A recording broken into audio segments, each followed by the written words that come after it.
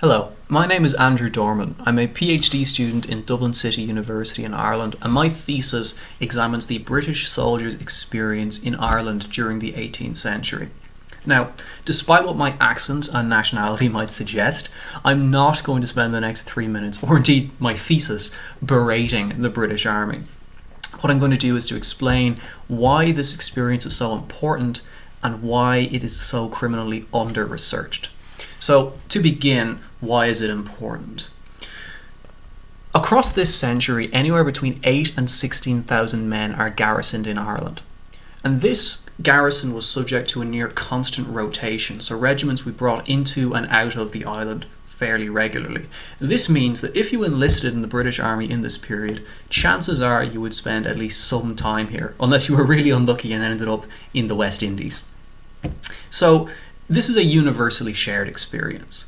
Yet, when historians write about it, they tend to fall back on a number of paradoxes and misconceptions that, in the broader scheme, don't seem to make a lot of sense. So, for example, this is an army that's supposed to be incredibly poorly equipped, yet in actuality enjoyed one of the most modern and widespread network of barracks in Europe.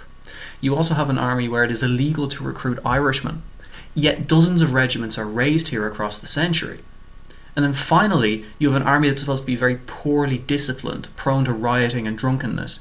Yet, when one looks at the army's performance elsewhere in Europe, when they're taken out of Ireland and deployed on battlefields, up until the American War of Independence, they're all conquering.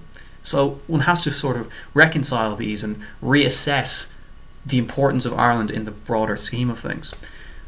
Looking at it from a more narrow perspective, the soldiers' experience is also criminally under-researched, and Ireland provided a very unique kind of experience.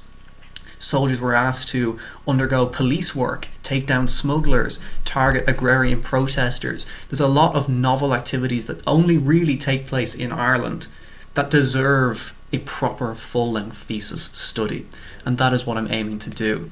So why has this been so under-researched? Well, for a military historian, it's an army that never fights a battle. For a cultural historian, they might play a part as a police force, but we can probably mix them into something else. And then finally, for an Irish historian, it's a British army in Ireland. That's never going to be too popular. So my thesis, hopefully, will give the soldiers' experience due justice, examine the army-societal relationship from the military perspective, and place this army within a broader, wider 18th century history, which up until this point it hasn't really deserved. Thank you.